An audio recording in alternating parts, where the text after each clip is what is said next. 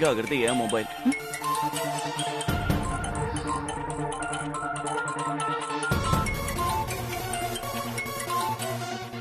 ஏதோ யோசனையில இருந்தேன். நீ யாரை பத்தி யோசிச்சுட்டு இருக்கேன்னு நான் சொல்லட்டுமா?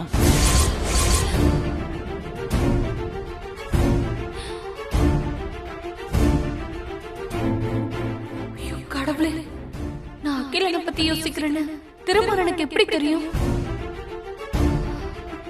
சொல்லட்டுமா? நம்ம குழந்தை பத்தி தானே யோசிச்சுட்டு இருக்க.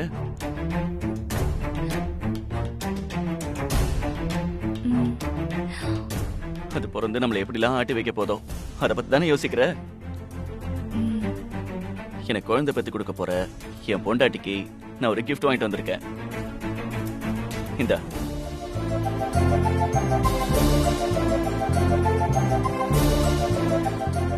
ஏய், நோ நோ நோ.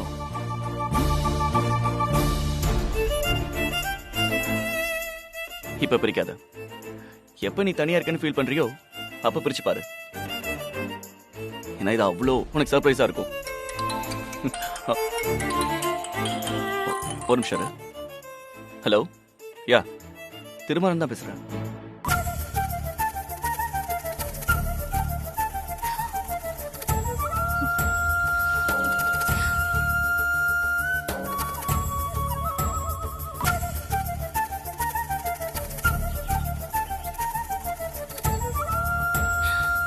அகிலனை தவிர என் கூட யார் இருந்தாலும் நான் தனியா தான் ஃபீல் பண்ணுவேன்.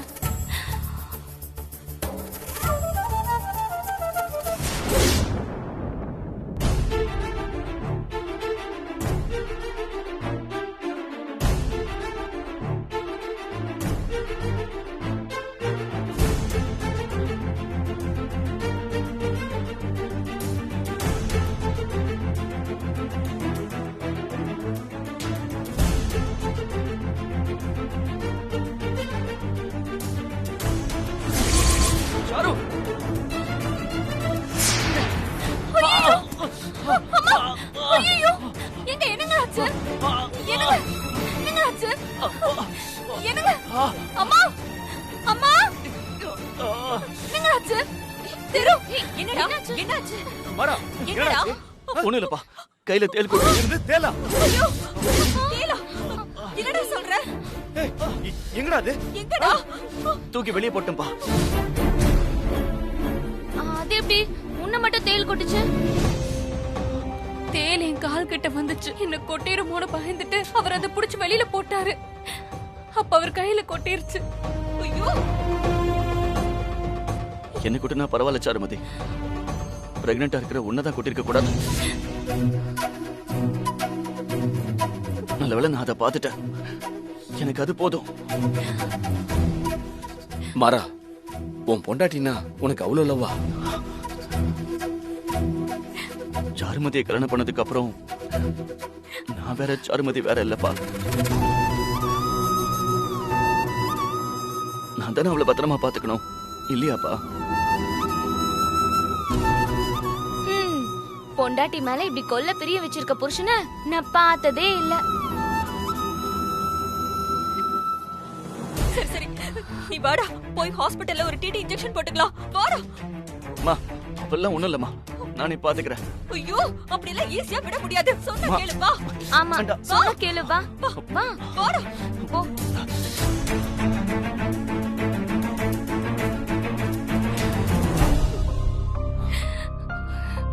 சாரு, திருமாறன் என் மகங்கிறதுக்காக சொல்லலமா. அவன மாதிரி ஒரு புருஷன் கிடைக்கிறதுக்கு நிஜமாலுமே நீ பண்ண புண்ணியம்மா. தேல்னு இல்ல, ஒருவேளை இதே இடத்துல பாம்பா இருந்தாலும் அவன் இதே மாதிரி தான் கையில பிடிச்சிருக்கான்.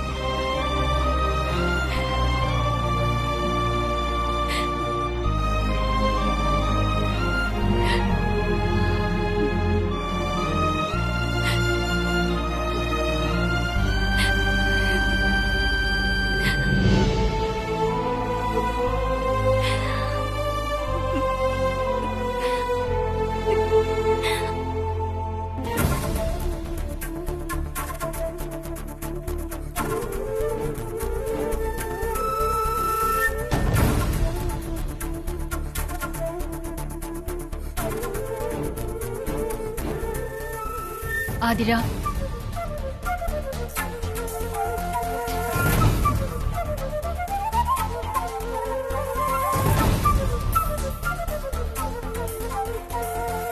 எனக்கு அட்வைஸ் பண்ண வந்திருந்தா தயவு செஞ்சு இங்க இருந்து போயிடு. உன்கிட்ட பேச நான் தயாரா இல்ல. நான் என்ன சொல்ல வந்திருக்கேன்னு கேட்காம அவசரப்பட்டு பேசாத ஆதிரா. உங்க அம்மாவுக்கு இந்த வீட்ல 16வது நாள் காரியம் பண்ணக்கூடாதுன்னு உங்க அம்மா சொன்னாங்க, அதானே? எப்படி செய்வ? அதான் அவங்க செய்யக்கூடாதுன்னு சொல்றாங்கல்ல. நான் செய்வேன்னு சொன்னேன். எவ்வளவு ஸ்ட்ராங்கா அவங்க சொன்னாங்களோ அவ்வளவு ஸ்ட்ராங்கா நானும் சொல்றேன். இந்த வீட்ல தான் செய்வேன். என்ன பேசிட்டு இருக்க நீ? உன்னை இந்த வீட்டுக்கு கூட்டிட்டு வந்த போவே எந்த உண்மையும் சொல்லக்கூடாதுன்னு சத்தியம் வாங்கிட்டு தானே கூட்டிட்டு வந்த. ஆனா நீ நான் ஒண்ணு உனக்கு சத்தியம் பண்ணி கொடுக்கலையே. அது மட்டும் இல்லாம இப்ப வரைக்கும் என் அம்மா வெண்ணிலா, என் அப்பா மதி அழகன்னு இந்த வீட்ல நான் யாருக்கிட்டயும் சொல்லலையே. சரி போதும், அமைதியா இரு. பொறுமையா பேச ஆதிரா. என் வாய அப்படிதான், நான் இப்படித்தான் பேசுவேன். என்ன மாதிரி வெளிப்படையா பேசுறவங்க நல்லவங்களா தான் இருப்பாங்க. உன்ன மாதிரி டிராமா பண்ணிட்டு ஊருக்கு முன்னாடி நடிச்சிட்டு இருக்கவங்களதான் நம்பவே கூடாதுன்னு என் அம்மா சொல்லுவாங்க.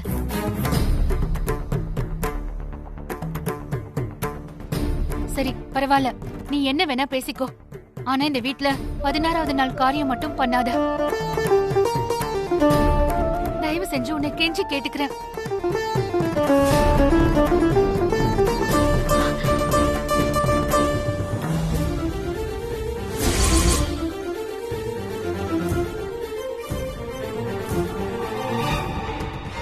இந்த வளையல் என் அம்மா ஓடுது.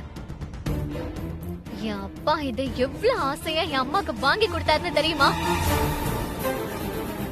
அது எப்படி உன் கைக்கு வந்துச்சு? என் அம்மா வளையல நீ புடிங்கிட்டியா? நீ என்ன பேசிட்டு இருக்க ஆதிரா? எங்க அம்மாவோட வளையல மட்டும் இல்ல, எங்க அப்பாவோட உயிரா இருந்த எங்க அம்மாவையும் அவங்க கிட்ட இருந்து நீதான் பிரிச்சுட்ட. உனக்குல வெக்கமா இல்ல?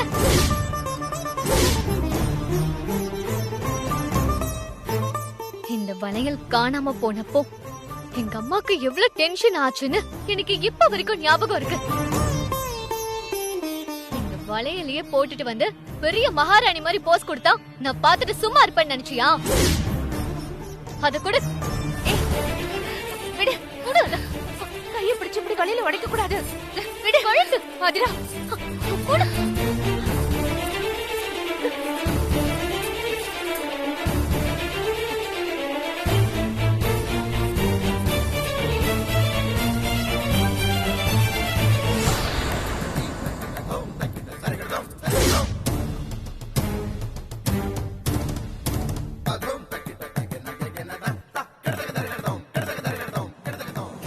வெளிய பாக்குறதுக்கு மட்டும் நல்ல மகாலட்சுமி மாதிரி ட்ரெஸ் பண்ணிக்கிறேன். ஆனா உள்ள பண்றது எல்லாமே திருட்டுத்தனம். எங்க அப்பாவை ஃபாலோ பண்ணி அவரை உன் கைக்குள்ள போட்டுக்கிட்டு எங்க அம்மா உயிர் போற மாதிரி நடந்துட்டு நீ வாழ்க்கை பூரா இனி என்ன நல்லா செஞ்சாலும் இந்த பாவம் உன்னை விட்டு போகவே போகாது.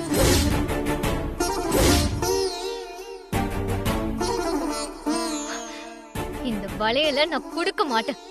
முதல்ல இங்க இருந்து போ. எங்க அம்மா உயிரோட இல்லாததுனால மட்டும் தான் நீ தப்பிச்ச. எங்க அம்மா மட்டும் உயிரோட இருந்து உன் கையில இந்த வளையல இருந்தத பார்த்தாங்க, உனக்கு கையே இருந்திருக்காது. வெளில போ.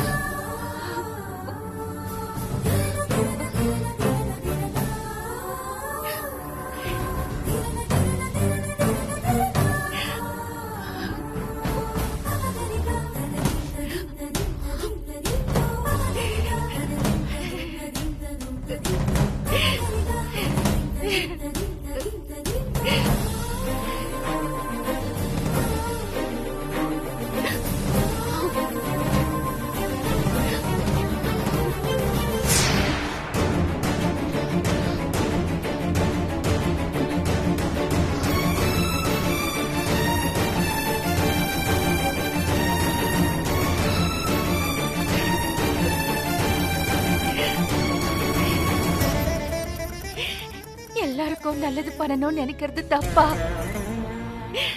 யாருக்கும் கெடுதல் வரக்கூடாதுன்னு நினைக்கிறது தப்பா?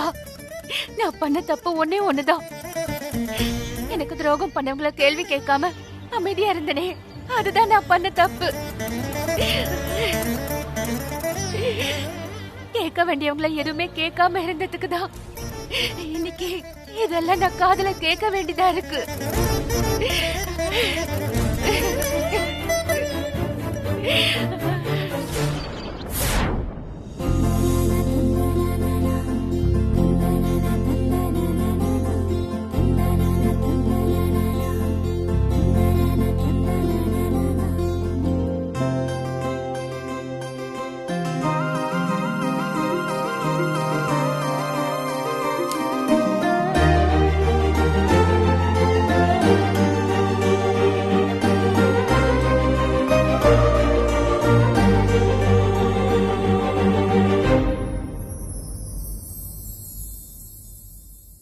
இன்னையோட நமக்கு கல்யாணம் ஆகி 5 வருஷம் ஆச்சு. என்ன ஆசீர்வாதம் பண்ணுங்க.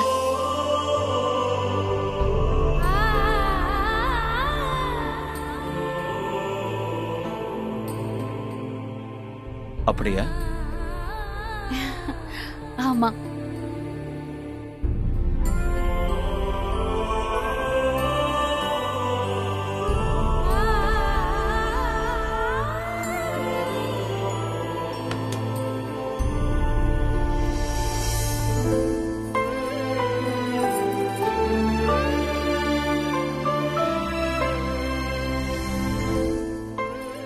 நீண்ட ஆயுளோடையும் ஆரோக்கியத்தோடையும் நல்லா இருக்கணும்.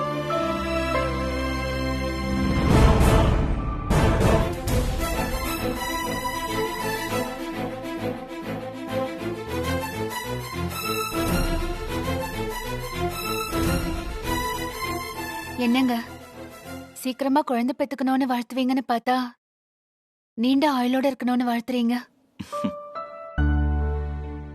சுபத்ரா, நமக்கு குழந்தை இல்லைன்னு நீ எப்பவும் வருத்தப்படக்கூடாது. நான் உனக்கு குழந்தை, நீ எனக்கு குழந்தை. நீ இந்த வீட்டுக்கு வந்ததுல இருந்து இந்த வீடு எவ்வளவு கலகலப்பா இருக்கு தெரியுமா? நீ இல்லாம ஒரு நாள் கூட இந்த வீட்டுல இருக்கிறவங்க வாழ்க்கையை நினைச்சு கூட பார்க்க முடியாத அளவுக்கு நீ இந்த வீட்டை மாத்தி வச்சிருக்க. என்னோட அப்பா அம்மா நீ வந்ததுக்கு அப்புறம்தான் ரொம்ப சந்தோஷமா இருக்கிறத நான் பார்த்துக்கிட்டு இருக்கேன். உன்ன மாதிரி இருக்கிறவங்க குடும்பத்துல நல்லா இருந்தாதான் அந்த குடும்பம் மொத்தமும் ரொம்ப நல்லா இருக்கும்.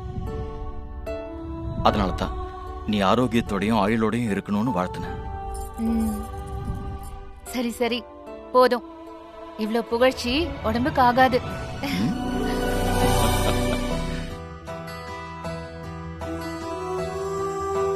குழந்தை இல்லைன்னு நான் எனக்காக கூட வருத்தப்படலைங்க. அத்தையும் மாமாவும் என்ன கையில வச்சு தாங்குறாங்க. அவங்களுக்காகவாவது சீக்கிரமா ஒரு குழந்தை இருந்தா நல்லா இருக்கும்னு மனசுக்கு தோணுது.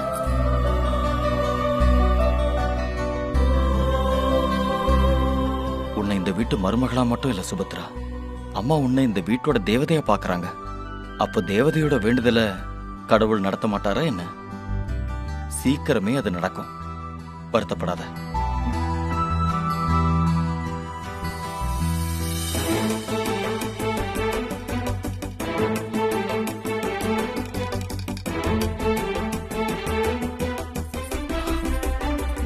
ஒரு நிமிஷம்.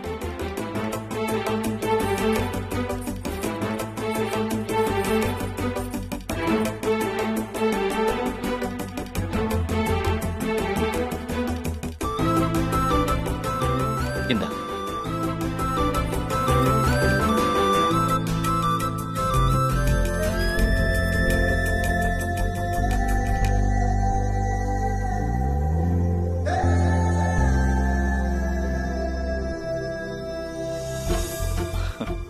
பிடிச்சிருக்கா?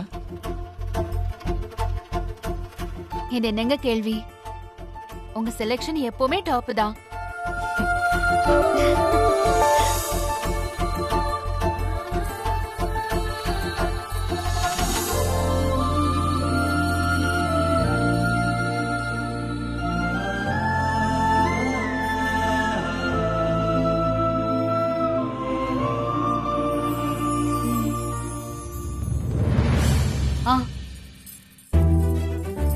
சரி சீக்கிரமா கிளம்புங்க. அத்தை மாமா கிட்ட ஆசீர்வாதம் வாங்கிட்டு அப்படியே கோயிலுக்கு போயிட்டு வந்துடலாம். ஏய், நான் எப்போ ரெடி ஆயாச்சு. வா போலாம். வா.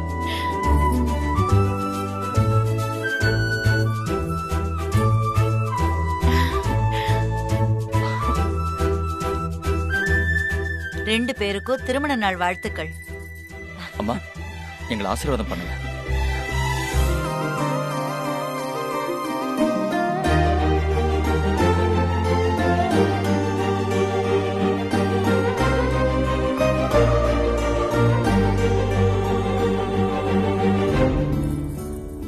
உங்க ரெண்டு பேரும் இப்படி பாக்குறதுக்கு ரொம்ப சந்தோஷமா இருக்குப்பா. நீங்க ரெண்டு பேரும் எப்பவும் இப்படியே இருக்கணும்னு தான் தினமும் என்னோட வேண்டுதலே.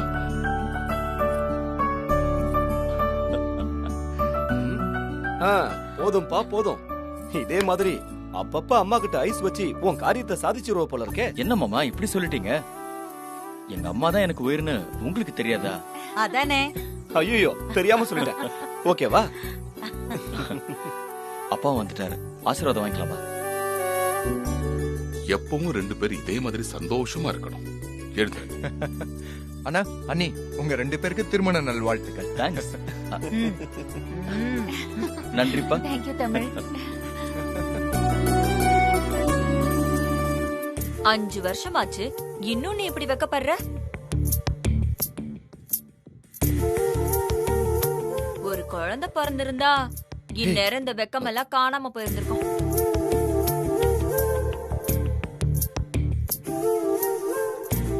அகல்யா, எப்போ என்ன பேசணும்னு உனக்கு தெரியாதா?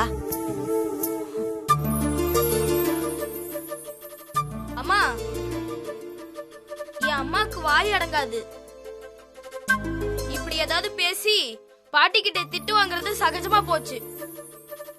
அதான் நீங்க ஒன்னும் வருத்தப்படாதீங்க. டேய்,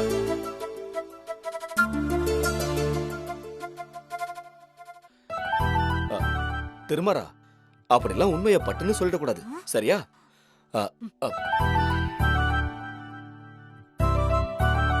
என் மருமகன் எப்பவும் பொய் சொல்ல மாட்டான். அவனுக்கு தைரியம் ஜாஸ்தி. அவன் ஒரு போலீஸ்காரனா தான் ஆகணும். அவன் என்ன ஆசைப்படுறானோ, என்ன ஆகணும்னு நினைக்கிறானோ அதே மாதிரி ஆயிடுவான்.